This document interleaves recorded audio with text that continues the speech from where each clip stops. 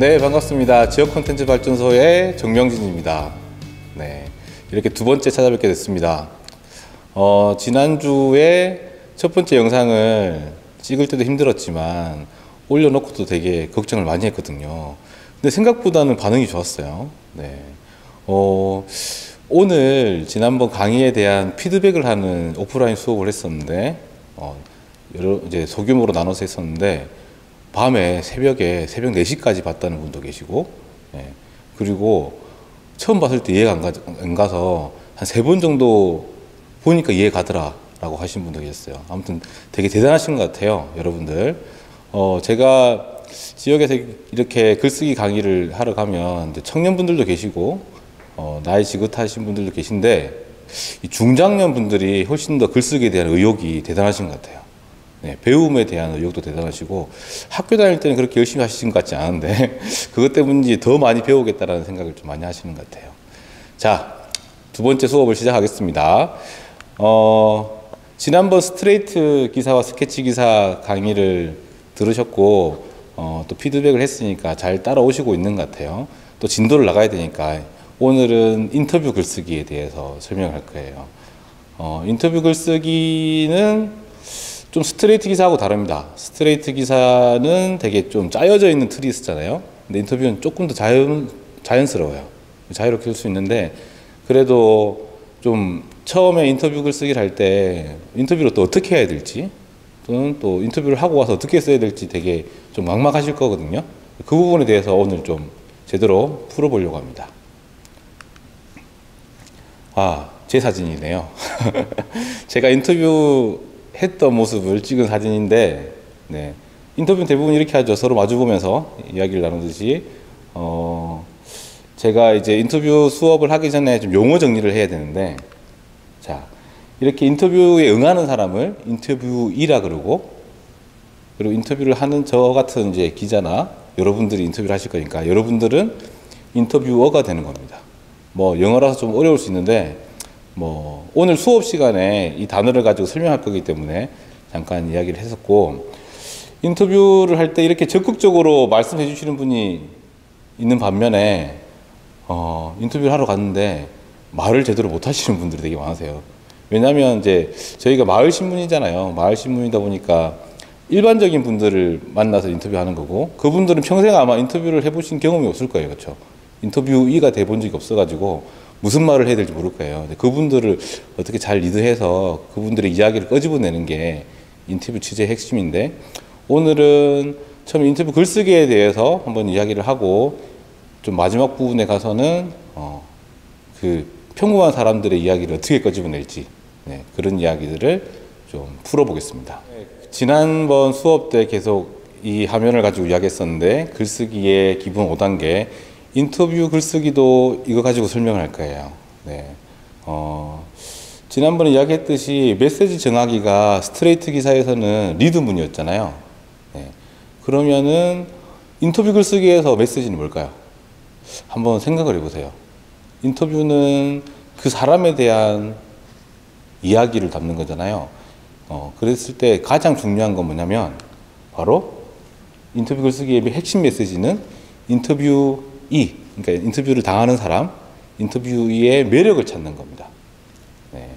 그 사람의 매력이 뭔지를 찾아 나가는 과정이 인터뷰 과정이고, 그 매력이 아주 잘 드러날 수 있게 글을 쓰는 게 인터뷰의 글쓰기겠죠.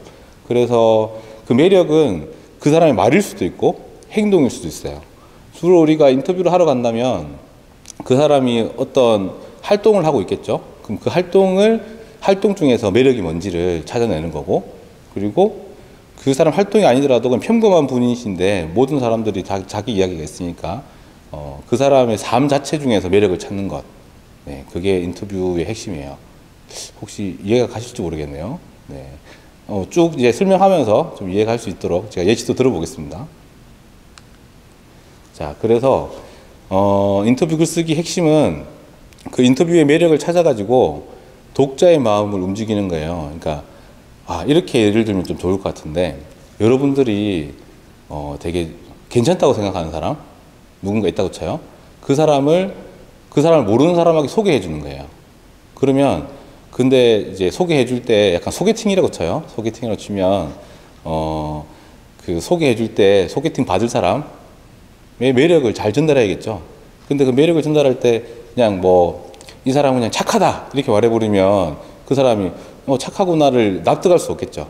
착하다는 걸 느낄 수 있게 그 매력이 잘 드러날 수 있는 방법으로 글을 쓴다고 생각하시면 돼요. 글로서 그 사람을 소개하는 거니까. 자, 그래서 예시를 좀 들 건데 이 기사는 제가 한 4년, 5년 전에 이제 4년 전에 지역에 있는 여러 이제 활동가들의 활동을 소개하는 사례집이었는데 그분들 인터뷰를 해가지고 이제 활동을 소개했었거든요. 근데 이 기사를 갖고 온 이유가 이게 이제 당진에 있던 어떤 활동가 분이 청소년 밥차를 운영하는데 그걸 소개하는 글이었는데 이 글을 누가 보셨냐면 미국에 있는 교포분이 충남 출신의 교포분이 이 글을 보고 저한테 메일을 보내왔어요. 메일을 보내와가지고 이 단체에 기부를 하고 싶다고. 자기도 이제 미국에서 아이를 키우는데 자기 고등학생인데 아들이 고등학생 학비만큼 계속 정기적으로 기부하고 싶다고 메일을 받았어요. 그래서 그걸 보면서 어떻게 내 글을 읽고 기부라는 행위까지 갔을까? 그럼 과연 아까 제가 말했던 독자의 마음을 좀 움직여야 되는 거잖아요. 글을 읽고 그래서 어떤 부분이 그 사람의 마음을 움직였을까를 좀 고민을 해보고 이 기사를 좀 사례를 갖고 왔는데 좀 제가 이 기사를 살펴보면서 좀 어떻게 인터뷰의 매력을 어떻게 드러낼지를 설명해 볼게요. 이 제가 인용할 글이 기사의 첫 부분이에요. 기사의 첫 부분인데 지금 제가 설명하는 건 이제 인터뷰의 매력을 어떻게 드러낼지를 보여주는 거잖아요. 그래서 나중에 설명하겠지만 인터뷰 글쓰기는 매력을 단도직입적으로 이야기하면 안 돼요. 은근히 보여줘야 되는 거죠. 그러니까 이 사람이 실제로 매력을 느끼게끔 너무 단도직입적으로 이야기해버리면 거부감이 느껴지잖아요. 그래서 인터뷰 글쓰기는 좀 이제 배경 설명부터 쭉쭉 해 나가는 겁니다. 한번 읽어볼게요. 공깃밥처럼 따뜻한 사람이었다. 냉기가 가시지 않는 작은 사무실은 전열기구를 켜면 전기가 떨어진다고 했다. 빠른 말투를 노트북에 받아치는 손가락도 둔해졌다. 당진 YMCA 권중원 사무총장은 2015년 겨울 추운 사무실에서 지역 청소년들에게 먹일 밥 한 공기를 생각했다. 자, 이렇게 시작했거든요. 이게 첫 문단이에요. 첫 문단의 첫 문장도 되게 중요하거든요. 그래서 이게 청소년들에게 지역사회 어른들이 돈을 모아가지고 밥차를 운영해서 청소년들에게 밥을 이제 주는 이제 그런 활동인데 그래서 공깃밥처럼 따뜻한 사람이었다. 이렇게 시작했던 거고 그리고 실제로 제가 인터뷰하러 갔을 때 그 YMCA 사무실이 되게 열악했어요. 그래서 겨울이었는데 전열기구를 안 켜는 거예요. 이 전열기구를 꽂으면 전기가 떨어져요.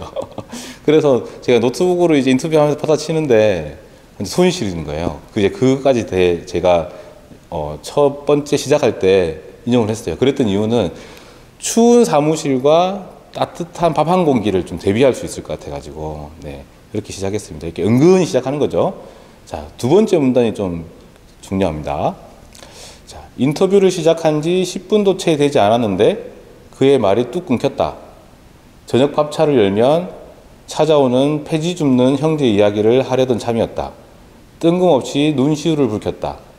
30년 가까이 시민사회 단체에 몸담은 활동가의 가슴은 냉철할 줄 알았는데 생각보다 말랑말랑했다. 요즘 나이가 들어서 그러나? 어쩔 수 없이 폐지 줍는 형제 이야기는 뒤로 미뤘다. 당진 지역에서 청소년 사랑의 밥차를 시작한 이유를 물었다. 자, 이렇게 제가 이제 글을 풀었는데 이 글에서 보면은 시민사회단체 활동가가 눈시울을 붉혔다고 했던 이유 중에 하나가 폐지 줍는 형제 이야기잖아요. 폐지 줍는 형제 이야기를 하려던 참에 눈시울이 붉혀졌다고 이야기를 꺼낸 이유가 서두에 이렇게 밝혀놓고 독자들도 좀 궁금해라고. 제가 보기에는 이 기사에서 핵심 글감은 폐지 줍는 형제의 이야기였거든요. 그래서 맨 뒤에다 배치했어요. 이게 구성짝이거든요. 그러니까 이 인터뷰 글에서 매력은 뭐냐면 권중원 사무총장 사람에 대한 매력보다 이 활동에 대한 매력을 보여줘야 되는 거잖아요. 활동이 갖는 의미를 가장 잘 보여주는 글감이 폐지 줍는 형제 이야기였고, 그래서 이 글감을 아껴준 거죠. 네. 이런 식으로 나름의 글쓰기 전략을 찾는 거죠. 그러니까 이 글을 읽을 독자의 마음을 움직이게 하기 위해서 나름 전략을 찾는 거죠. 그러니까 여러분들이 이제 연애를 하더라도 밀당을 하잖아요. 네. 그래서도 독자랑 밀당을 좀 해야 됩니다. 그냥 있는 그대로 뭐 그날 인터뷰 갔을 때 했던 질문과 답을 시간 순으로 풀어서는 이게 재미가 없을 수 있거든요. 그래서 글감들 배치를 하는 게 이제 구성짝인 거고, 그래서 실제로 이제 맨 마지막에도 있지만 청소년 사랑의 밥차를 시작한 이유를 물었다. 그러니까 제가 취재하러 갔던 이유도 청소년 사랑의 밥차라는 활동을 취재하러 간 거니까 그걸 왜 시작했는지, 그리고 이 글 다음에는 이제 그 시작했던 계기를 비롯해서 어떻게 운영되는지, 그리고 또 뭐 그거 하면서 여러 가지 에피소드 뭐 이런 것들을 쭉 이제 글을 써서 나가는 거죠. 그 다음에 이제 마지막 부분을 제가 또 보여드릴게요. 중년 활동가의 눈시울을 적신 폐지 줍는 형제 이야기를 다시 물었다. 또 말을 잇지 못한다. 눈물을 참느라 굳게 담은 입속의 이야기가 궁금했다. 하지만 사연 깊은 이야기를 강요할 수도 없었다. 그 역시 자세한 사정을 물으면 상처를 건드릴까봐 폐지 줍는 형제들에게 밥만 챙겨준다고 했다. 폐지를 줍다가 밥을 먹으러 옵니다. 폐지가 쌓인 작은 수레를 끌고 와요. 말도 별로 없어요. 학교를 마치면 중학생 동생이랑 고등학생인 형이 폐지를 줍나 봐요. 어떨 때는 저녁 밥차가 일찍 끝나서 못 먹고 가는 날도 있어요. 자원봉사하는 선생님들도 그 형제들이 안 오면 걱정하고 기다리고, 밥 먹는 것만 봐도 짠합니다. 지난주에도 밥차 운영을 끝내고 정리하려는데 그 아이들이 왔어요. 남은 밥은 남아 있었지만 추우니까 전등불빛 아래서 밥을 차려주긴 했는데, 또 말을 잇지 못한다. 그는 지역 청소년과의 소통을 위해 밥차를 시작했지만 정말 없어서 못 먹는 학생들을 먹일 수 있다면 더 의미 있는 일이라고 말했다. 부모가 아닌 아무런 이해관계도 없는 사람들이 해준 밥 한 끼를 감사히 먹는 기억은 중요하다고 생각합니다. 그렇게 쌓인 기억을 통해 지역사회의 책임 있는 구성원으로 커갈 거라고 믿어요. 우리가 어른이니까 먼저 주고 먼저 다가서야죠. 자, 약간 감동적이지 않나요? 네, 감동적인 소재인데 이걸 일부러 마지막에 배치를 한 거죠. 네, 그래서 이제 이 활동의 매력을 저는 이제 지역사회의 어른들이 아이들의 밥을 함께 책임져 준다라는 게 이제 제 핵심 메시지였던 거고, 그 핵심 메시지를 효과적으로 다른 사람들에게 보여주기 위해서 이렇게 구성을 짠 겁니다. 네, 그러니까 이 글을 보고 이제 좀 감동을 받은 교포분이 기부하겠다고 했겠죠. 근데 처음부터 이 폐지 줍는 이야기를 앞에 시작했으니까 그대로 이어서 쓸 수 있겠죠. 근데 쓰고 나면 이 메시지, 이 글감이 너무 강해서 뒤에 있는 내용들이 너무 밋밋해 보일 것 같았어요. 네, 그래서 좀 강한 것들을 뒤에 배치하고 중간에 독자가 이 글을 읽으면서 이제 빠져나가지 않게 쭉 이제 독자의 시선을 끌고 왔다가 마지막에 이렇게 강하게 좀 보여주는 거죠.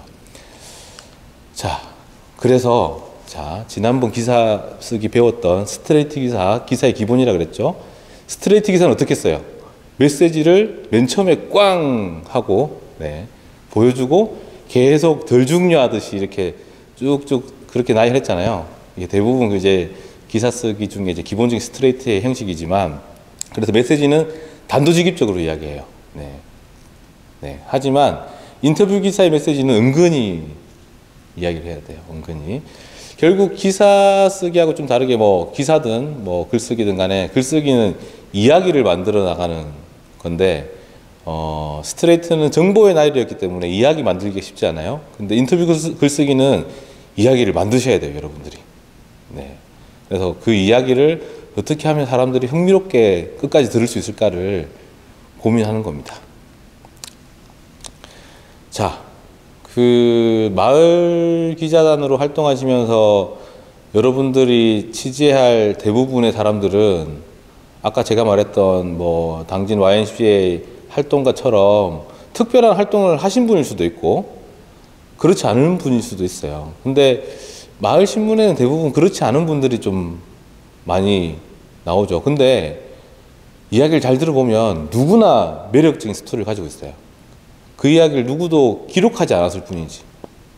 솔직히 우리가 뭐 중앙일간지도 있고 뭐 지역신문도 있지만 마을신문을 만드는 이유는 그런 소중한 자기 이야기를 갖고 있는 사람들이 있는데 그 사람들의 이야기는 기록되지 않잖아요. 네. 그런 말이 있어요. 기록되지 않는 삶은 사라진다. 네. 그래서 여러분들이 마을에서 만난 사람들의 이야기를 인터뷰를 통해서 그 사람의 매력을 잘 기록해 주는 거는 정말 소중한 일이겠죠. 근데 이분들 아까 뭐 제가 사진을 보여줬던 분이나 뭐 활동가 분들은 인터뷰를 많이 해봤겠잖아요. 그러니까 또 자기 활동들이 있으니까 하고 싶은 말이 많아요. 그러니까 막 말을 하지만 일반적인 분들은 내가 무슨 인터뷰야? 그러면서 네, 잘 거부하시는 경우도 있거든요. 그분들을 어떻게 잘 이끌어 나갈지 그런 이야기를 또 나중에 하도록 하겠습니다. 중요한 건 매력적인 스토리는 누구나 가지고 있다. 여러분들도 하나씩 다 가지고 있을 거예요. 근데 그 가지고 있는 걸 나중에 에세이를 써보는 것도 괜찮아요. 네, 인터뷰 아니지만 에세이는 또 자기의 그런 매력을 또 이야기로 만들어내는 거라서 또 인터뷰하고 또 비슷한 면도 있습니다. 자, 이 할머니는 정말 동네 할머니세요. 농사짓는 할머니. 네.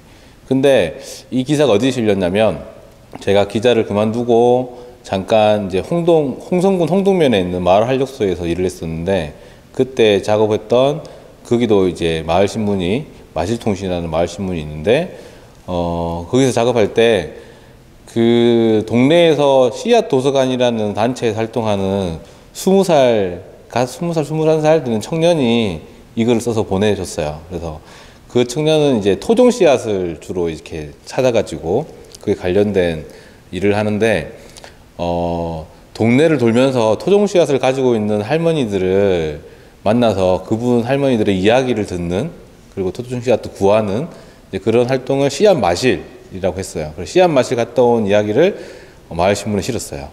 근데 씨앗 마실이 뭐냐면 대부분 이제 이 할머니들의 이야기는 그런 거죠.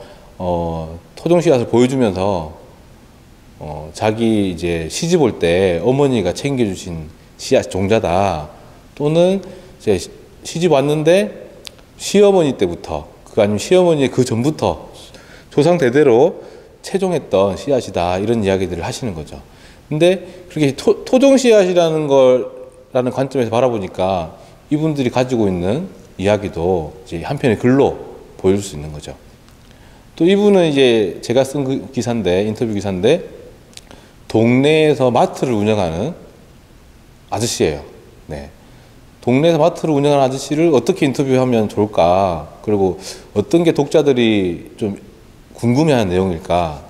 네. 다가서는 거에 따라, 접근하는 방법에 따라 다른데, 이분은 저희가 기획할 때, 마을의 역사를 보여줄 때 유명한 사람 위주로 보여주는 게 대부분이잖아요. 그러지 말고, 실제로 여기 살고 있는 평범한 사람들은 마을의 역사를 어떻게 기억하고 있을까? 라고 생각했었고, 구멍가게가 농촌 지역에 다 하나씩 있다가 사라졌는데, 이분은 면소재지에 딱 그 한 자리에서 45년 동안, 네, 그 마트를 운영하신 분이에요. 그러니까 한 곳에서 45년간 마을이 어떻게 변해갔는지를 알고 계시는 거죠. 이분의 그냥 기억이고 이분의 추억이지만, 나름대로 이분의 관점에서 보여준 것도 재밌겠다 해서 이야기를 들어서 한편 인터뷰를 할 수 있습니다. 이렇게 그 사람 이야기를 어떤 관점에서 바라보느냐에 따라서 평범한 이야기가 매력적인 이야기가 될 수 있는 거죠. 네. 그건 그 사람이 가지고 있는 매력을 여러분들이 잘 발견해서 인터뷰로 쓰는 방법입니다. 이제부터 좀 실무적인 이야기를 할게요. 네. 실제로 이제 여러분들이 인터뷰를 하셔야 되잖아요. 인터뷰를 하시기 전에는 어떤 걸 준비해야 될지 이런 이야기를 좀 하도록 하겠습니다. 먼저 인터뷰 대상자를 정해야겠죠. 누구를 인터뷰할지. 그래서 인터뷰 대상자를 섭외한 다음에 사전조사를 좀 하셔야 됩니다. 네, 이분이 어떤 분인지 좀 알고 가야지 이야기를 풀어낼 거잖아요. 또 뭐 아무것도 모르는 분인데 가서 대화할 수도 없고. 그래서 주로 저는 이제 사전조사할 때는 지역신문이나 이런 걸 찾아보지만 한 번도 인터뷰를 안 해보신 분들은 그런 얘기 없잖아요. 그러면 무작정 지인한테 가서 이제 어떤 분이신지 묻기도 하고 또는 이제 그런 이야기를 잘 알고 있는 분들이 이장님이시잖아요.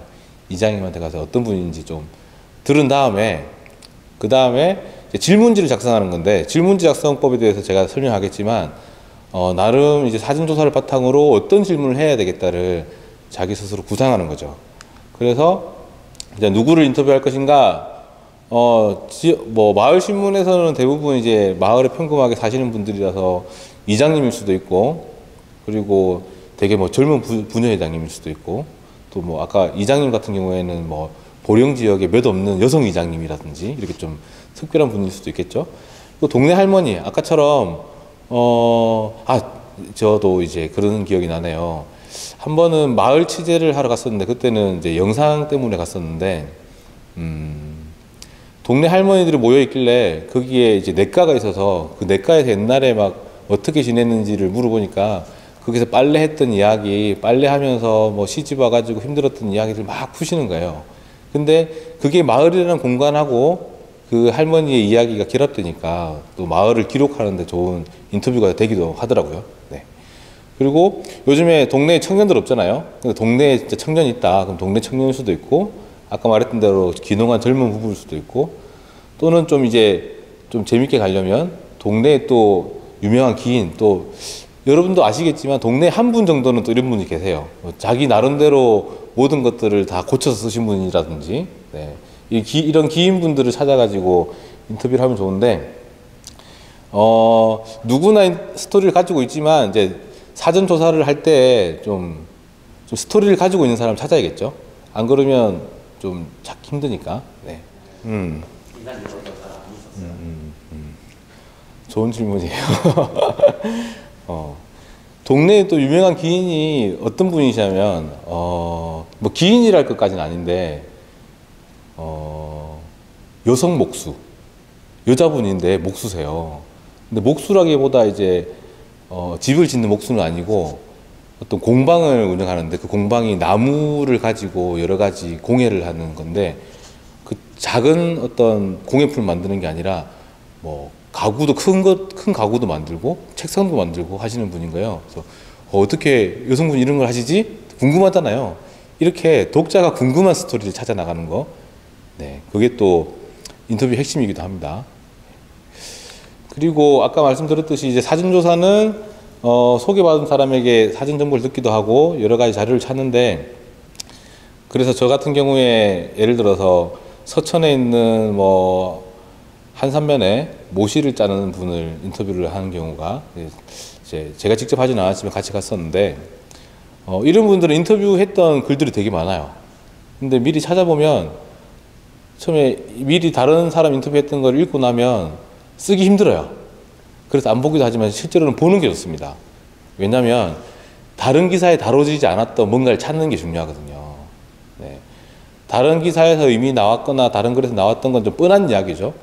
그거 외에 그때 인터뷰를 했던 분이 인터뷰어가 찾지 못했던 새로운 매력을 찾는 게 중요하거든요. 여러분들 스트레이트 기사 쓸 때 그 상황의 핵심이 뭔지를 찾듯이 인터뷰에서는 아직 발견하지 못한 원석을 찾는 거죠. 네.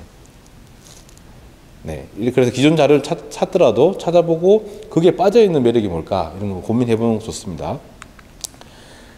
질문지 작성에 대해서 좀 설명을 좀 드릴게요. 네.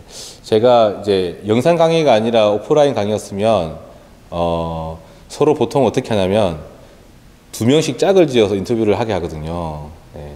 근데 친한 사람들끼리 하려고 하기 때문에 제비뽑기를 해요. 네. 제비뽑기를 해서 2명씩 찾아놓고 서로 사전적으로 좀 이야기를 하다가 그 다음에 인터뷰 질문지를 작성하게 하거든요.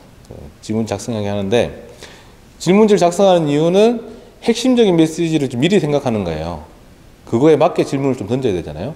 그래서 사전 정보를 취합한 다음에 이분에 대해서 내가 인터뷰를 하는 핵심 메시지가 뭘까를 먼저 좀 미리 고민해보고, 질문지 작성은 그 질문지를 보고 읽겠다는 게 아니라 내가 이런 흐름으로 질문을 좀 던져봐야겠다라는 사전적인 준비를 좀 하는 겁니다. 그리고 가끔씩 인터뷰 질문지를 미리 달라고 하시는 분이 계신데, 이제 그런 경우에는 이제 인터뷰 질문지를 주고 인터뷰이도 자기가 어떤 대답을 할지 좀 미리 생각할 시간을 주는 거죠. 근데 네, 질문지를 작성할 때 좀 유의할 점이 뭐냐면, 질문지를 작성해서 그거 보고 인터뷰를 하게 되면 되게 딱딱한 인터뷰를 하게 돼요. 그냥 정해진 질문과 정해진 답. 그런 경우에는 가끔씩 그런 인터뷰들이 있어요. 막, 이게 인터뷰인지 그냥 직접 찾아가지 않고 질문 주고 답을 받은 서면 인터뷰 같은 느낌의 글들이 있거든요. 그런 건 즉흥성이 없어서 되게 재미가 없는 경우가 있어요. 네. 그리고 여기 제가 밑에 빨간 글자로 썼죠. 질문지의 오류, 역설을 조심하라는 건 뭐냐면 질문지에 갇히지 말라는 거죠. 질문지는 사전에 그냥 준비하는 수준에서 가는 거지 나중에는 질문지 덮고 이야기 하셔야 돼요. 그래야지 그때 비로소 그 사람이 하고 싶은 이야기 나올 때가 있거든요. 네. 진짜 좋은 인터뷰어는 뭐냐면 이 사람이 인터뷰하기 전에는 자기도 몰랐던 인터뷰가 자기도 자기 삶에 대한 가치나 이런 걸 잘 몰랐던 걸 인터뷰를 통해서 알게 돼요. 그래서 어떤 경우에는 아 저도 이렇게 이야기하다 보니까 저한테 그런 면이 있었네요. 아 이게 이런 의미였네요. 라고 스스로 정리하는 시간이 되기도 하거든요. 이제 그런 시간이 되려면 이렇게 형식적으로 짜여져 있는 질문지 가지고 해서는 안 되는 거죠. 근데 뭐 그건 여러 번 이제 인터뷰를 해보시고 노하우를 찾아야 되겠지만 질문지에 갇히지 마라. 네, 질문지는 그냥 처음에 갔을 때 서먹서먹하니까 어떤 질문부터 던지겠다라고 하는 거고 또 중요한 건 미리 사전에 생각했던 핵심 메시지가 아, 이 사람의 매력은 읽은 것 같아 라고 생각하고 갔었는데 이야기 나눠보니까 다르잖아요. 그럼 그때는 거기에 대한 질문을 임기응변으로 던질 수 있어야 됩니다. 네. 자, 인터뷰 준비물을 체크해 볼게요. 뭐 수첩, 펜, 그리고 카메라, 사진도 찍어야 되니까 인터뷰에는 그 인터뷰에 사진이 들어가잖아요. 그리고 녹음기. 근데 요즘엔 다 이게 스마트폰 하나로 가능하죠. 그렇죠. 근데 저 같은 경우에는 이제 녹음을 해가지고 그 녹취록을 푸는 게 좀 귀찮아가지고 저는 이제 노트북을 꺼내놓고 치는데 아까 제일 첫 번째 사진 보셨죠? 그렇게 하니까 사람들이 저는 이제 자기는 지조를 당하는 것 같다. 네. 검사실에 불려나가서 지조를 당한 것 같다. 라고 말하시는 분들이 계세요. 그러니까 되게 딱딱한 분위기에서 인터뷰를 하면 인터뷰를 당하시는, 응하시는 분들도 경직이 돼가지고 자기 하고 싶은 말을 제대로 못하는 경우가 있거든요. 부드러운 분위기가 필요한데 뭐 노트북을 치지 않고 수첩에 받아 적더라도 똑같이 이 사람이 받아 적는 거에 대해서 조금 뭐랄까요 신경을 써서 이야기를 못하는 경우가 있거든요. 그래서 그냥 경청하는 게 좋아서 실제로는 그냥 녹음기만 켜놓고 인터뷰하는 게 처음에는 되게 좋습니다. 그리고 녹음할 때는 이제 동의를 구해야겠죠. 네. 그래서 수첩하고 펜도 그냥 놓고 핸드폰 녹음기 켜놓고 인터뷰하는 게 제일 좋습니다. 나중에 정리하기 좀 힘들 수 있지만 처음에는 그렇게 하시는 게 그 사람이 가지고 있는 매력을 찾기에 좋습니다. 자, 인터뷰 글쓰기를 좀 어떤 방식으로 써야 될지 한번 살펴보겠습니다. 처음 인터뷰 하실 때는 꼭 녹음을 하세요. 녹음을 하시고 인터뷰는 그 사람이 했던 말이 중요하거든요. 제가 앞에 보여드렸죠. 이 기사도 보면 이렇게 설명을 했다가 따옴표 안에 그 사람 했던 말을 그대로 풀잖아요. 이거는 기억을 절대 할 수가 없어요. 그렇죠? 그 사람 했던 말들을 그대로 옮겨야 되고 그렇기 때문에 녹음을 해서 그 사람 했던 말을 살려두는 게 좋습니다. 근데 녹취를 푼다는 건 이제 녹음한 걸 이제 타이핑을 하는 건데 쭉 풀고 녹음했던 것들을 계속 들으면 아, 인터뷰했던 순간에 자기가 그냥 놓치고 지나갔던 이야기들이 다시 들리기도 해요. 네. 녹취록을 풀면서 녹취록을 또 반복해서 읽으면서 새로운 핵심 메시지를 정하는 거죠. 네. 아, 인터뷰 해보니까 이게 제일 중요하다는 거를, 아, 이걸 중심으로 글을 풀어나가야 되겠다는 걸 갔다 와가지고 여러 번 녹취를 들으면서 풀어나갑니다. 자, 네 번째 스타일 정학이라고 했었는데 오늘 제가 이제 인터뷰에서 여러 가지 스타일을 알려드릴 거예요. 이 사람의 매력을 전달하기에 가장 적합한 글의 스타일을 정하는 거예요.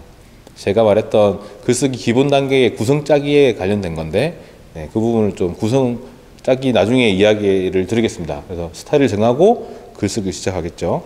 그래서 글쓰기 기본 단계를 다시 보면 녹취를 막 들으면서 핵심 메시지를 정하는 거예요. 그리고 나서 글감 찾기인데 이게 뭐냐면 한 시간 정도 인터뷰를 하면 녹취를 풀 때 한글에서 A4 용지 한 8장, 9장 나오기도 해요. 근데 그걸 다 쓸 수는 없잖아요. 네. 그 중에 쭉 이야기했던 걸 다 쓰는 게 아니고 그 메시지하고 연관되어 있는 글감들을 추려내는 거죠. 네. 저 같은 경우에는 쭉 8장짜리 녹취록이 나오면 메시지와 관련된 글들을 표시를 해둬요. 밑줄을 긋는다든지 굵은 표시라든지 그거를 추려 놓은 다음에 이제 글감들이 추려졌으니까 구성짜기는 이제 글감을 순서를 정한다 그랬잖아요. 순서를 정하면 되죠. 그리고 구성짜기에서 인터뷰 기사는 좀 특별하게 좀 고민하셔야 될 게 스트레이트 기사는 구성이 정해져 있었잖아요. 역삼각형. 근데 인터뷰 기사는 아까처럼 이 사람의 매력을 잘 전달할 수 있는 글의 스타일, 형식을 어떻게 할지 좀 고민하시면서 네, 표현도 고민하면 됩니다. 지금부터 이제 인터뷰 글쓰기의 스타일을 알려드릴게요. 네. 한 3가지 정도. 스타일이 정해져 있는 건 아닙니다. 글이라는 게 되게 자유로운 거지. 네, 형식이 정해져 있는 건 아니지만 아무것도 모르고 시작하는 것보다 좀 알고 이걸 활용하면 좋을 것 같아가지고 제가 정리해 봤었는데 대부분 인터뷰 기사 하면 처음에 문답형으로 생각하실 거예요. Q&A라 그러죠. 질문 있고 그 사람 했던 말 그대로 대답을 쓰고 질문하고 대답하고 그런 식으로 보통 많이 정리하잖아요. 네. 근데 문답형으로 쓸 때는 문답형이라도 가독성이 떨어지면 안 돼요. 가독성이라는 건 사람들이 글을 읽을 때 잘 읽히는 거잖아요. 잘 읽히는 건데 이게 질문하고 답하고 질문하고 답하고는 약간 스트레이트처럼 되게 딱딱해요. 예. 그래서 이걸 가독성 있게 하려면 질문이 끊기는 게 아니라 어떤 질문을 했으면 대답을 했을 거잖아요. 그러면 그 대답에 관련된 질문이 나오고 이렇게 정리를 해 나가는 겁니다. 쭉 가독성 있게 맥락이 이어져야 됩니다. 문답형은 대부분 이런 거죠. 보여드릴게요. 이런 연예인, 유명한 사람들이 했던 말 인터뷰들은 대부분 문답형으로 나와요. 네. 연예인이거나 정치인이거나 지역에서는 시장 군수를 지지한다거나 그럴 때는 그 사람이 했던 말 자체가 중요하잖아요. 그 말 속에 메시지가 있는 거죠. 그래서 말 그대로 풀어주거든요. 그 사람이 했던 말 자체를 그대로 보여주는 게 중요하니까. 그래서 이렇게 질문을 하고 답하고 하는데 처음 쓰시는 분들이 가장 실수하는 건 질문이 다 물음표로 끝나요. 여러분 인터뷰에게 이렇게 묻는 거죠. 이 일을 했던 이유는 뭔가요? 이 마을로 이사 왔던 이유는 뭔가요? 이렇게 묻잖아요. 그리고 계속 물음표잖아요. 실제로 보면 여기도 보세요. 정치인에게는 외모도 중요한 것 같다. 이게 질문이에요. 네. 그리고 보면 올해 미투 문제가 문화 연예계를 흔들어 놨다. 이런 식으로 주제를 던지는 방식으로 질문을 하죠. 이게 뭐냐면 대화하듯이 Q&A를 정리해 주시는 게 좋아요. 특히나 유명한 사람이 아니라 일반적인 사람들을 인터뷰했는데 Q&A로 쓰겠다고 하는 이유는 그 대화 자체가 재밌을 때, 그 사람 하는 말 자체가 되게 재밌을 때는 그 글을 읽히거든요. 그러니까 너무 딱딱하게 정리한 게 아니라 진짜 읽는 사람이 대화하는 걸 읽는 것처럼 네, 하는 게 좋습니다. 나중에 보여드릴 거니까 일단 대화 형식으로 좀 딱딱하게 쓰지 않는 게 Q&A는 좋다. 예, 너무 질문 답을 막 그 물음표를 묻고 답하고보다 좀 연결되게 쓰는 게 좋다는 걸 좀 강조를 드릴게요. 네. 두 번째로 설명드릴 스타일은 스토리텔링형인데 아까는 Q&A였잖아요. 이제 묻고 답하는 방식이 아니라 제가 제일 처음에 보여드렸던 그 청소년 밥차 기사 기억나시죠? 그것처럼 이야기를 만들어 나가는 게 스토리텔링형이에요. 스토리텔링 자체가 이야기를 말하다는 뜻이잖아요. 이야기하듯이 말하는 거죠. 이야기하듯이. 스트레이트 기사는 이야기하는 게 아니라 정보만 툭툭툭 던져잖아요. Q&A도 그냥 이야기하는 게 아니고 Q&A로 그냥 정리했던 건데 이건 이야기를 만드셔야 되는 거예요. 네. 주로 이제 아까 보여드렸던 대로 지금 보면 이제 Q&A가 아니라 주로 그 사람이 했던 멘트를 인용하고 그리고 인용하고 설명하는 구조로 쭉 이어집니다. 여기도 마찬가지죠. 설명부터 하고 인용했는데 제가 스토리텔링형에도 약간의 유형이 있어요. 네. 인터뷰 기사 쓸 때 기자들도 고민을 많이 하거든요. 인터뷰 갔다 와서 좀 멋지게 인터뷰 그 기사를 쓰고 싶은데 시간이 없을 때가 있잖아요. 그래서 주로 하는 방법들을 제가 몇 가지 알려드릴게요. 그래서 여기도 보면 첫 번째는 지금 이렇게 첫 번째 문장 자체를 그 사람이 했던 말로 시작해요. 했던 말로 시작하는 이유는 약간 이건 아까 처음에 스트레이트랑 비슷해요. 스트레이트는 단도직입적으로 리듬을 적었잖아요.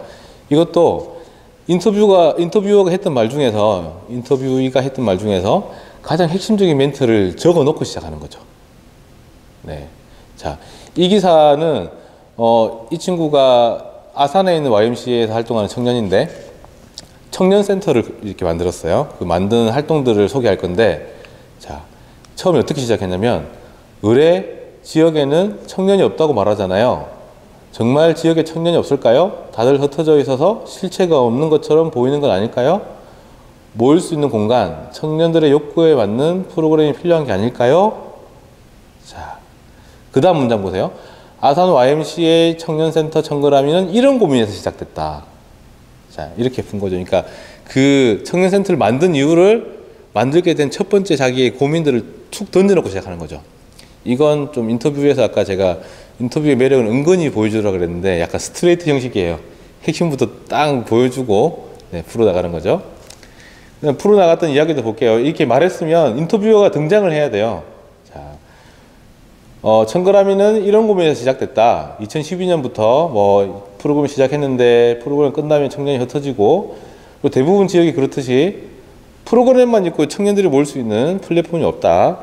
시민들을 만나서 이제 이런 공간이 청년들을 위한 공간이 필요하다고 설득하고 모금을 해서 탄생했다. 배경 설명을 하는 거죠. 예. 처음에 이제 이 센터가 필요하다라는 멘트를 강하게 딱 보여주고 그렇게 해서 이런 청년센터가 탄생했다. 이제 세 번째 문단 읽어볼게요. 처음에는 맨 땅에 헤딩하는 느낌이었어요. 이 공간을 세팅하면서 청년들이 안 오면 어떻게 하지? 하는 두려움이 컸어요. 막상 공간을 만들고 프로그램을 진행하니까 청년이 어떤 부분에서 갈증을 느끼고 있는지 알겠더라고요. 자, 여러분들이 인터뷰 기사 쓸 때 고민해야 될 게, 특히 스토리텔링 할 때, 일단 쭉 그 녹취록을 푼다 그랬잖아요. 녹취록을 또 풀고 나서 어떤 부분은 따옴표 안에 넣어가지고 그 사람 했던 말 그대로 담아줄지, 어떤 부분은 따옴표가 아니라 설명할지. 이 글에서도 두 번째 문단도 제가 알고 있는 게 아니잖아요. 그 친구가 설명해 줬겠죠. 근데 이렇게 설명할 부분들은 이제 글로 풀어 쓰는 거고, 근데 다운표 안에 들어갈 거는 그 사람의 말이, 입말이 살아있는 것. 여기도 보면 처음에는 맨 땅에 헤딩하는 느낌이었어요. 이런 말은 정말 청년다운 말이잖아요. 네. 그래서 그런 글들을 찾아가지고 다운표에 넣어주는 게 좋습니다. 그리고 마지막에도 이제 마지막 문단인데, 그러니까 처음에 마지막 문단이에요. 자, 이제 인터뷰이가 등장하죠. 이렇게 말하는 아산 YMCA 이주희 간사도 청년이다. 이런 식으로 자연스럽게 이 말을 했던 사람이 청년이다. 네. 지역 청년 문제를 당사자로서 함께 고민하면서 프로그램을 기획하고 이끌어간다. 이렇게 풀어나가면서 이 글도 한 원고지 30매, 그러니까 A4 용지로는 한 3장 정도 되는 글인데 이렇게 시작해서 쭉쭉 풀어나갔습니다. 자, 이 형식은 여러분들이 인터뷰를 쓰시다가 어떻게 시작해야 될지 모르겠다. 아무리 고민해도 안 되겠다. 또는 마감 시간이 촉박했다. 그럴 때는 그냥 그 사람의 멘트로 시작하는 거. 기자들이 아주 자주 사용하는 방법이에요. 네. 두 번째 또 유형을 설명해 드릴 텐데, 두 번째 유형은 앞에서는 이제 멘트부터 시작했다면 지금은 이제 배경 설명부터 깔아주는 거예요. 이 사람의 매력이 은근히 드러나도록 배경 설명이 있은 다음에 활동을 딱 보여주면 그 활동이 좀 돋보일 수 있게, 네, 사전 정보를 좀 독자들에게 던져주면서 시작하는 건데, 이 친구는 금산에 있는 청년 단체에 활동하는 친구예요. 그래서 금산에서도 시골로 기촌한 청년이 아니라 읍내에서 활동하는 청년이거든요. 그 친구들은 어떻게 잘 지낼까? 제목도 제가 시골에서 개성 있게 자립하기로 했는데, 시골에서 개성 있게 자립한다는 게 핵심 메시지였어요. 여러분들이 핵심 메시지를 찾는 게 제목하고도 연결이 되거든요. 나중에 글 다 써놓고 제목을 못 정하는 경우가 많은데, 그건 또 이 메시지를 제대로 안 잡았기 때문에 그런 경우가 많아요. 자, 시골에서 개성 있게 자립하기라는 매력을 조금 돋보이게 하기 위해서 어떻게 쓸지. 자, 두 번째는 이렇게 하는 거죠. 이것도 이 글의 첫 문장인데 배경 설명해 주는 겁니다. 자, 읽어보겠습니다. 시골에서 새로운 삶을 스스로 만들어가는 청년이 있다. 각박한 도시보다는 여유로운 시골살이가 체질에 맞는 친구들이다. 시골 하면 농사를 떠올리지만 모든 시골 사람들이 농사를 지으며 먹고 살지는 않는다. 시골에서도 얼마든지 다양한 방식의 자립을 꿈꿀 수 있다. 하지만 현실은 그리 녹록지 않다. 한 명의 청년이 연고도 없는 시골에서 자립하기란 쉽지 않다.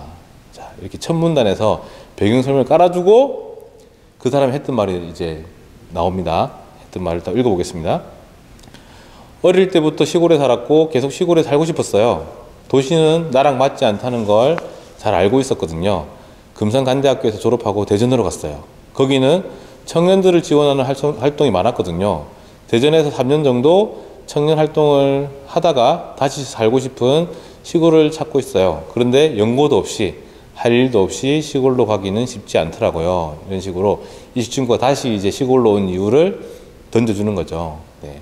그리고 그 다음에도 이제 설명하는 거예요. 지금 이제 다 읽지는 않겠습니다. 여기도 보면 연세라는 친구가 이제 활동을 시작한 것들을 쭉 설명하는데 이것도 앞에 말씀드린 대로 멘트 안에 넣지 않고 멘트는 너무 많은 말들을 하잖아요. 간략하게 정리를 하면서 금산군에 있는 네트워크를 준비했다라는 식으로 소개하면서 소위부를 만들었습니다. 이해가 좀 가실지 모르겠지만 앞에는 그 사람 했던 말부터 시작했고 두 번째는 이렇게 배경 설명을 그 핵심 주제에 대한 배경 설명을 깔아놓고 이야기를 했습니다. 보통 이렇게 많이 쓰시는 것 같아요. 근데 이 처음에 배경 설명 한 문단 쓸 때 시간이 오래 걸리는 것 같기도 하고. 자, 세 번째도 약간 배경 설명 같은 건데 앞에 제가 보여드렸던 기사 두 개는 책에 실린 거라서 좀 기사 길었고 이건 이제 제가 지역신문 있을 때 썼던 기사인데 이 기사는 짧은 기사예요. 짧은 기사고. 자, 이건 어떻게 시작했냐면 자, 여기부터는 지난번에 수업에 들었던 것들을 활용할 수 있습니다. 미리 좀 말씀드리자면 뭐냐면 지난번에 저희가 스케치 기사를 배웠잖아요. 스트레이트 기사 다음에 스케치를 배웠는데 이 스케치는 어디에든 쓸 수 있어요. 스케치 기사뿐만 아니라 뭐 아까 스트레이트 기사 안에도 스케치 묘사가 한 단락이라도 들어가면 되게 맛깔이 나거든요. 맛깔나는 것처럼. 인터뷰에서도 쓸 수 있고 그래서 제가 오늘 여러분들 오프라인 피드백 할 때도 그런 이야기 많이 했었는데 스케치 연습을 많이 하면 글쓰기 실력이 많이 는다고 이야기했었고 되게 부분 되게 구체적인 거 하나까지 묘사할 수 있는 연습을 좀 하시면 좋습니다. 이거는 스케치로 시작했습니다. 자, 그 설명하기 전에 배경 설명 좀 드릴게요. 이분은 종갓집 며느리인데 여기 도립대학인가? 아무튼 청량 도립대학에 수석으로 입학하셨어요. 네, 늦깎이 대학생으로 수석으로 입학해가지고 취재 의뢰가 와서 제가 인터뷰를 하러 갔던 겁니다. 자, 처음에 시작을 스케치를 했어요. 한옥의 풍채만 봐도 뼈대에 있는 집안이다. 기와에 낀 이끼가 오래된 세월을 증명한다. 자, 이 두 문장 이 스케치예요. 짧은 글에서 길게 스케치는 안 했는데 자, 처음에 뼈대에 있는 집안 아까 제가 사진을 이렇게 보여드렸잖아요. 일부러 사진도 종갓집 앞에서 한옥이 보이게 찍은 거죠. 자, 이 사진하고 같이 보면서 뼈대에 있는 집안이다. 기와에 낀 이끼가 오래된 세월을 증명한다. 라고 스케치한 다음에 해방 이후 혼란스러웠던 시기에도 시아버지는 성균관대를 다녔다. 시아버지 형제들이 모두 대학을 나왔다. 작은 시아버지는 연세대의 전신인 연희전문학교 출신이다. 배운 집안이었다. 자, 이런 식으로 배경 설명을 하지만 그 스케치하고 같이 들어간 거죠. 네. 그래서 여기도 보면 두 번째 문단에 자, 이정희 씨는 자, 이렇게 나이가 들어간 게 중요합니다. 왜냐하면 아까 그 청년 센터 이야기할 때도 나이가 들어갔잖아요.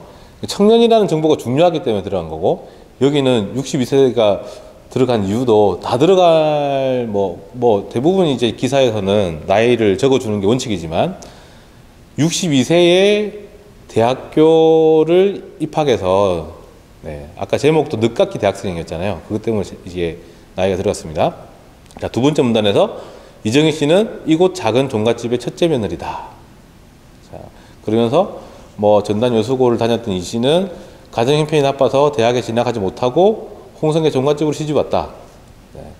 근데 평생 시부모와 남편, 자녀 뒷바라지를 하던 이 씨가 올해 충남도립대학교에 자치행정학과 수석으로 입학했다. 자, 이런 식으로 비교를 하는 거죠. 처음에는 이제 배운 집안인데 자기 혼자 고등학교 졸업만 한 것도 그 시대는 대단한 건데 대학을 졸업하지 못한 며느리가 온 거예요. 그러면서 이야기를 풀어나갑니다. 네. 풀어나가고 이제 이것도 이야기를 이제 만들어내지는 않았죠. 그 취재해가지고 쓴 건데 짜임새를 만들어 나가는 건데 먼저 이제 그 종갓집에 배운 집안이라는 걸 보여주고 배운 집안에서 대학교를 나오지 못한 서름들이 나와요. 서름들이 나오고 그 서름이 이제 다시 자기 입학하면서 풀리고 또 이제 그 며느리가 대학을 늦게 가니까 시아버지가 또 배려해주는 마음들이 있어요. 그런 글감들을 쭉 연결해서 이야기를 만들어 나갔습니다. 아무튼 제가 지난번 수업에 그런 이야기 했었나요? 그 미국의 유명한 소설가 작가 중에 스티븐 킹이라는 사람이 있는데 그 사람이 이제 그런 이야기 했어요. 글이든 컨텐츠는 재밌거나 유익하거나 감동적이거나, 네. 이 세 가지가 다 들어가면 정말 좋은 글이고 그 중에 하나라도 없으면 독자는 읽지 않는다. 네. 근데 스트레이트 기사는 재미없어요, 원래. 근데 읽는 이유는 이제 유일하게 유익하기 때문에, 정보가 읽는 사람한테 도움이 되기 때문에 그걸 읽는 거거든요. 근데 이 인터뷰 기사를 읽었다고 해서 내가 뭐 되게 자기한테 도움이 되는 정보를 얻는 건 아니잖아요. 유익한 것보다는 재밌거나 감동적이어야 돼요. 재밌거나 감동적인 걸 찾는 건데, 그래서 아까 제가 이제 제일 처음 보여드렸던 밥차 같은 경우에도 좀 감동적인 스토리를 어떻게 엮어내는지를 고민하는 거고, 이야기를 짜내서 재밌게 만드는 거죠. 세 번째는 변형인데, 제가 글쓰기 강의를 하면서도 강조하는 게, 글쓰기에는 정해져 있는 답이 없다. 답은 스스로 찾는 거고, 그리고 글을 쓰려고 하는 그 주제에 따라서 적합한 스타일을 찾는 거지. 그 너무 짜여져 있는 틀에 맞추다 보면 글이 재미없기도 하고 쓰기도 힘듭니다. 그래서 이 스타일 세 번째 변형은 인터뷰 대상자를 가장 잘 나타내는 새로운 방식을 창조하는 거죠. 이게 글 쓰는 능력을 키우는 거예요. 제가 아까 스케치 기사가 스케치를 하는 게 글쓰기에 좀 실력을 키울 수 있다고 그랬잖아요. 그럼 표현 방법을 늘리는 거예요. 표현 실력을 늘리는 거고, 이렇게 스타일, 형식을 창조하는 건 뭐냐면 구성을 짜는 방식을 되게 연습하는 거거든요. 네.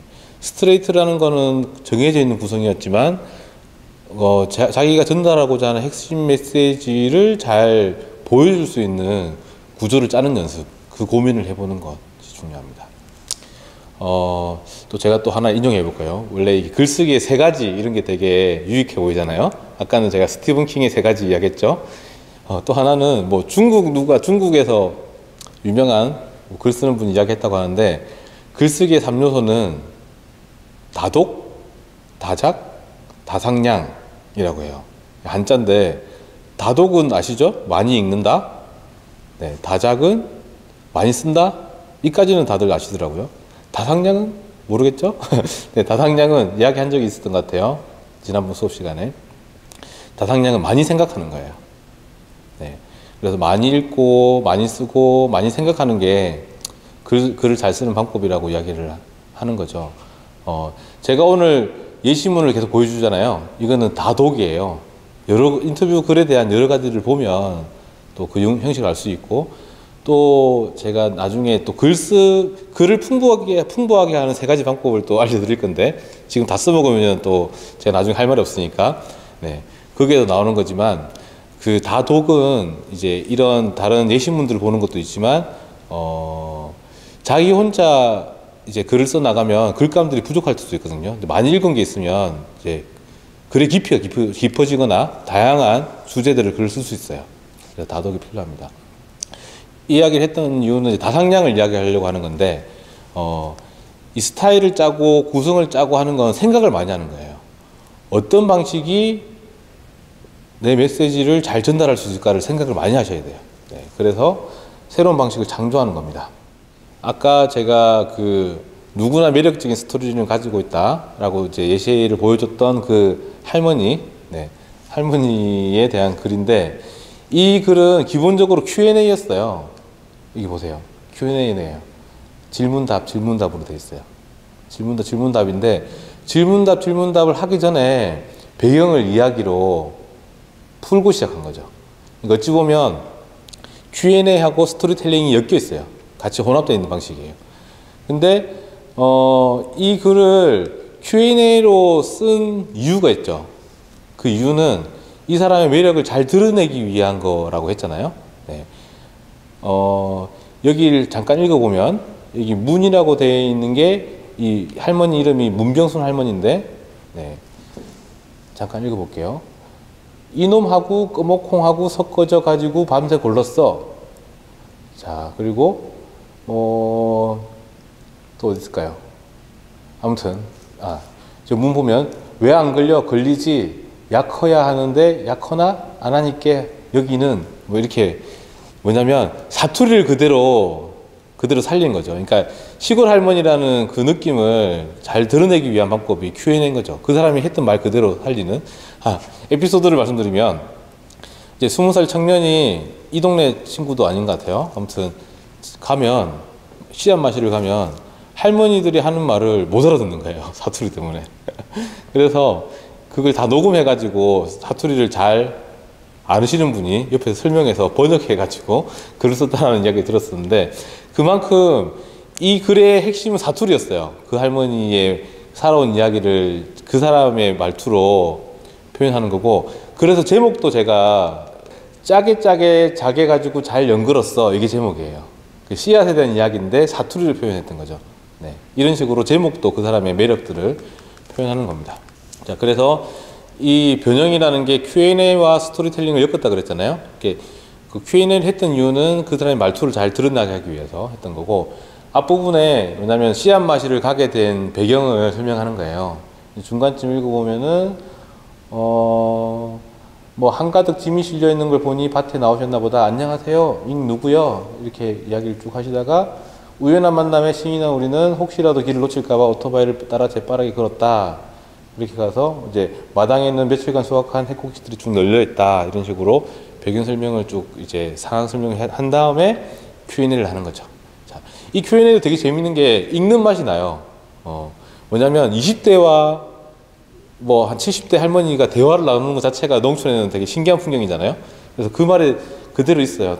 살아나게 있었어요. 그래서 Q&A 좋았던 거고, Q&A를 하다가도 이렇게 여기 보면 누구여? 할머니를 둘러싸고 모여 앉아 도란도란 이야기를 나누는데 할아버지가 마당 안으로 들어오셨다. 우리는 목소리를 높여서 크게 인사했다. 이런 식으로 Q&A 중간에 상황들을 또 이렇게 삽입해 주는 거죠. 네. 이렇게 여러 방식으로 쓸 수 있습니다. 자, 두 번째 변형은 아까 제가 말씀드렸듯이 이제 마트 아저씨에 대한 인터뷰인데, 전체적으로 디자인도 보면 사진 형식으로 했잖아요. 자, 그래서 인터뷰를 쭉 해서 Q&A가 아니라 그 사람이 기억하는 장면들을 하나의 어떤 영화 장면처럼 꼭지처럼 뽑아가지고 쭉 보여줬어요. 그렇게 해서 보시면 보리 수매하는 날 해가지고 그 사람이 했던 말을 다운판에 넣었어요. 뭐 예전에는 보리를 엄청 많이 심었고 보리 타작하고 매상한 날이 장날이나 마찬가지였어. 뭐 그날 동네 술집이나 가게에 사람들이 바글바글했어. 이런 자기 추억들을 보리 수매하는 날이라는 제목을 통해서 묶어가지고 그 사람이 했던 말을 쓰고, 그 다음에는 이제 홍동에 되게 유명한 학교가 있는데 풀무학교에 대한 기억도, 자, 그래서 아마 70년대 후반쯤이었나? 나도 젊을 때지. 풀무학교 선생들이 술도 참 좋아했어. 하면서 이렇게 또 그 추억들을 보여주고, 세 번째는 전성시대. 1980년대는 홍동면이 가장 활기 있었던 때지. 그때 장사도 잘 됐고 교실이 부족해서 오전반 오후반 나눠서 뭐 수업했고, 학용품이나 군것질 사려고 가게 앞에 줄을 섰어. 뭐 다방도 많았어. 면에 뭐 몇 개가 있었어. 이런 또 이야기를 하고, 또 90년대에는 복부인들이 이제 찾아오는 시기예요. 네. 복부인들이 동네를 땅 보러 오는 사람들이 몇이 있었어. 90대 초쯤이었을 거야. 어디 땅 나온 게 없나? 뭐 그런 거지. 이야기를 주고받다가 차 타고 가더라고. 핸드백을 놓고 간 거야. 이런 식으로 뭐 찾아줬어. 이런 자기 추억들인데, 자, 제가 이 글을 쓴 것도 이렇게 정리한 것도, 이 사람이 한 곳에서 그 시간적인 흐름 중에서 핵심적인 추억들을 마을의 역사로 보여주면 좋겠다. 그래서 편집도 똑같이 이렇게 사진 한 장 한 장 꺼내보듯이 한 거죠. 그래서 기획이 잘 되면 편집하고도 같이 이렇게 엮여집니다. 근데 이렇게만 쓴 게 아니고, 그렇게 한 다음에 다시 스토리텔링형으로 넘어갑니다. Q&A로 다 보여주고 나서 뭐 어디 출신 이철희 씨는 어떻게 해서 가게를 열었고, 뭐 처음에 뭐 간판이 어떻게 바뀌었고, 그러면서 자기 했던 말을 하죠. 또 스토리텔링처럼 장사를 너무 오래 했어. 45년 세월이야. 뭐 이런 식으로 자기 또 이야기를 합니다. 하고 또 이제 에피소드를 또 풀어나가죠. 동네 아이들에게 이철희 씨는 호랑이 아저씨입니다. 이런 식으로 이야기를 풀어나가는 방식으로 기사를 썼습니다. 이건 변형이죠. 네. Q&A도 아니고 스토리텔링도 아니고 사진첩 방식으로 글을 쓴 거죠. 이런 식으로 그 사람이 가지고 있는 마을의 추억들을 좀 더 재밌게 보여주려고 기획하는 것, 좀 생각을 좀 많이 해서 기획해내는 게 필요합니다. 그러니까 여러분들이 누군가를 취재하고 왔을 때 그냥 단순하게 Q&A로만 풀거나, 그냥 뭐 스토리텔링도 괜찮죠. 푸는 것도 있지만, 그 사람이 가지고 있는 매력이 뭘까를, 또 그걸 잘 보여주는 방법이 뭘까. 네, 그런 게 이제 인터뷰 글의 스타일을 찾는 거죠. 어떤 게 적합한 스타일일까를 찾는 겁니다. 자, 이제 마무리 단계가 돼 갑니다. 네. 두 번째도 힘드네요. 네. 그 지난번 수업에서 이제 영상을 보여주고 오프라인 모였을 때도 제가 몇 분한테 여쭤봤어요. 영상 보니까 영상 보고 공부하는 거 어떠시냐고. 그래서 힘드시다고, 자기들도. 집중력이 떨어져서 힘들다고 하시더라고요. 그래서 아까 처음 말했듯이 3번씩 보고 하시는 분도 계시다고. 네. 여러분도 힘들지만 저도 지금 3번째 찍고 있습니다. 네, 찍는 것도 힘듭니다. 정리를 하겠습니다. 지금까지 이제 인터뷰 글을 어떻게 쓰는지, 사전에는 어떤 준비를 해야 될지 이런 이야기를 쭉 했어요. 네. 근데 인터뷰에서 가장 중요한 건 여기 빨간색으로 되어 있죠. 글감 찾기예요. 글감 찾기는 뭐냐면 다른 사람이 이야기를 하는 거잖아요. 다른 사람이 이야기를 하는 건데 그 사람의 이야기를 나는 몰라요. 그렇죠? 그 사람이 이야기를 해줘야지 아는 거죠. 제일 중요한 건 그 사람이 이야기를 하게끔 만드는 게 인터뷰의 성공의 핵심이죠. 그리고 작가들, 글 쓰는 사람은 주머니에 글감이 두둑해야 되거든요. 그러려면 인터뷰를 할 때 그 사람이 충분히 이야기를 많이 하게 해주는 게 중요합니다. 그걸 가지고 있어야지 핵심 메시지를, 그 사람의 매력을 잘 보여주는 여러 가지 방법들을 활용할 수 있겠죠. 그래서 제일 중요한 건 어떻게 진솔한 이야기를 끌어낼 것인가. 아마 제 수업 듣고 나서도 인터뷰 가가지고 뭘 물어보지? 뭐 이런 고민을 하실 거예요. 그래서 제가 인터뷰 팁, 인터뷰 팁을 좀 정리해 봤습니다. 마지막으로. 첫 번째, 준비된 질문 사이사이 인터뷰 내용 속에서 깊이 들어갈 부분을 찾아서 질문을 던진다 라고 했는데, 아까 질문지를 쭉 정리했다 그랬잖아요. 뭐 10가지 질문을 준비했어요. 그러면은 첫 번째 질문 던졌다가 두 번째 질문 던졌다가 이렇게 하는 게 아니라 첫 번째 질문을 던졌어. 근데 궁금한 게 생기는 거야, 그때.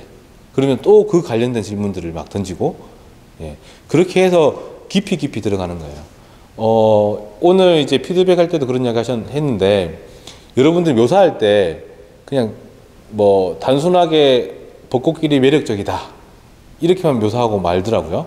근데 벚꽃의 나무 키는 얼마고, 사람들이 몇 명이 지나갔고, 벚꽃이 떨어지고 있었는지, 바닥에 잎이 막 깔려 있는지, 이런 세부적인 것들로 들어갈수록 글이 더 좋아지거든요. 인터뷰도 마찬가지로 그 사람의 이야기를 계속해서 깊이 들어가는 게 중요해요. 그러니까 툭 이제 준비된 질문을 던져놓고 그 관련된 질문들을 계속 해서 깊이 들어갈 질문을 찾아서 던진다. 이게 중요하고요. 두 번째는 인터뷰의 이야기를 들으면서 핵심을 파악하려고 노력한다는 건데, 아까도 제가 이야기했을 거예요. 처음에 인터뷰 질문지를 짤 때, 하러 가기 전에, 아, 이 사람의 매력은 이런 것 같다라고 해서 그걸 가지고 인터뷰 질문을 짜잖아요. 근데, 10번 중에 9번, 8번, 9번은 그 자기가 미리 생각했던 매력이 틀릴 경우가 많아요. 직접 만나보니까 다른 매력이 있는 거예요. 그럴 경우가 되게 많거든요. 그러면 거기서 즉석에서 그 매력에 관련된 질문을 던질 줄 알아야 돼요. 왜냐면 그 매력에 관련되어 있는 글감으로 글을 쓸 거잖아요. 근데 새로운 매력을 발견했는데 질문을 못 던져가지고 글감이 없는 경우가 있을 수 있어요. 그래서 그 이야기를 들으면서 계속해서 이 사람 매력이 뭔지를 계속 그 고민해 나가면서 네, 인터뷰를 하는 거죠. 세 번째, 똑같은 이야기인데 핵심을 파악하면서 파악한 내용을 구체화하기 위한 추가 질문을 던진다. 이거는 이제 앞에서 말했던 첫 번째, 두 번째를 묶어 놓은 거예요. 네, 추가 질문은 깊숙이 들어가는데 핵심 메시지, 새로 찾은 메시지하고 연결이 돼야 된다는 겁니다. 네. 그리고 네 번째, 글의 기본적인 힘은 구체성이 나온다. 제가 했던 말이죠. 그래서 자신이 쓸 글의 재료를 더 많이 얻기 위해서 구체적인 내용을 말하도록 이끌어낸다. 네. 인터뷰를 많이 안 해봤지만 가장 중요한 건 들어주는 자세거든요. 그러니까 그 들어주면서 이제 공감하고 관심을 표현하면 누구든 자신의 이야기를 풀어놔요. 네. 특히 지역에서 한 50대, 60대 중년 남성들 인터뷰하기 힘들어요. 말을 안 하세요. 근데 그분들이 말을 안 하는 이유는 자기 말을 들어주는 사람을 만나본 기억이 별로 없어가지고 말을 안 해본 거죠. 근데 그런 분들도 한번 터지면 끝없이 막 터져요. 조금 또 50대, 60대 어머니들 만나면 말이 끝없이 이어져요. 그리고 그때는 핵심 메시지하고 상관없는 이야기를 막 해요. 네, 그것도 어떻게 시간이 많으면 다 들어주는 게 좋겠죠. 근데 어떻게 흐름을 잡아서 인터뷰할지도 고민이 될 겁니다. 근데 중요한 건 묻고 답하기가 인터뷰긴 하지만 실제로는 대화하듯이 하는 게 제일 좋은 인터뷰고 Q&A도 아까 대화하듯이 보여주는 게 좋다고 말씀드렸고 자기가 말하기보다는 이제 경청, 네, 들어주는 것에 집중하면 그 사람의 보물, 자기도 모르는 보물이 나올 때가 있어요. 네, 그때가 핵심 이야기 그때 나올 수 있어요. 나머지는 막 주변만 겉돌다가 잘 들어주니까 막 자기 이야기를 하게 돼서 자기도 몰랐던 거를 끄집어낼 때 그게 정말 잘된 인터뷰고 그런 글이 또 재밌기도 합니다. 네, 알겠습니다. 자, 마무리하겠습니다. 자, 과제를 내드려야 되겠죠. 오늘 만나서 그 피드백 강의를 오프라인에서 했었는데 네, 다들 과제를 힘들어 하시더라고요. 네, 그래서 뭐 어제 새벽 4시까지 글 썼다는 분도 계셨고 하지만 한번 배웠으면 해봐야지 자기께 되기 때문에 인터뷰 기사 쓰기에 대한 과제를 해오시면 됩니다. 그거 가지고 이번 주 금요일에 다시 만나가지고 피드백을 또 할 텐데 처음부터 스토리텔링으로 뭔가를 인터뷰 글을 쓰기 힘드실 거예요. 그래서 처음에는 그냥 Q&A로 써보세요. 이렇게 질문하고 답하고 네, 아까 제가 영상에서 보여줬던 문답형 형식으로 한번 쭉 써보시는 거를 이번 주 과제로 내드리는데 제일 중요한 게 누구를 인터뷰할 거냐 제일 중요하잖아요. 그 보령마을기자단 1기분들은 중에 한 분은 자신의 아내분을 인터뷰 해온 적도 있어요. 연습이니까. 근데 가족들 인터뷰하기 되게 힘들어요. 스님끼리 있어가지고 되게 힘들기도 하고 뭐 아내분을 하시든지 지인분 중에 좀 소개하고 싶은 분이 있다면 지인분을 인터뷰 하시든지 아니면 말 잘 안 하는 사춘기 자녀가 있다면 이번 인터뷰를 기회 삼아 좀 이야기를 나눠보면서 좀 인터뷰를 일단 해보시고 인터뷰를 하고 Q&A로 정리해 오시면 됩니다. 그럼 정리해서 그걸 가지고 피드백을 하고 그 다음에 발전시킬 거예요. 스토리텔링형으로 할지 변형을 할지 여러 가지를 할 겁니다. 자, 오늘도 영상을 마지막 장이네요. 자, 제가 항상 이제 브런치 마지막에 제 참고할 만한 글들을 올려놓는데 제 브런치에 가면 지역에서 만난 사람들이라고 해서 제가 인터뷰 글만 아까 제가 보여드렸던 인터뷰를 모아놓은 게 있어요. 이걸 보면서 아, 인터뷰는 이렇게 하는 거구나 라는 것들을 참고하시면 되겠습니다. 네. 자, 이렇게 오늘 또 강의를 마무리하게 됐는데, 이 영상 강의는 하면 할수록 되게 더 힘드네요. 네. 어떻게 보셨는지 잘 모르겠습니다. 그래도 이 촬영해 주시는 분이 편집을 잘 해주실 것 같아가지고 저 믿고 할 테고, 영상에 댓글이 없어요, 여러분. 네. 댓글로 이런 건 좀 이해가 안 갔어요. 또는 뭐 지난번 첫 번째 영상에 강사님 얼굴이 까맸는데 오늘 하얗시네요. 뭐 이런 멘트. 나도 괜찮습니다. 그래서 멘트를 좀 달아주시면 피드백이 될 것 같아요.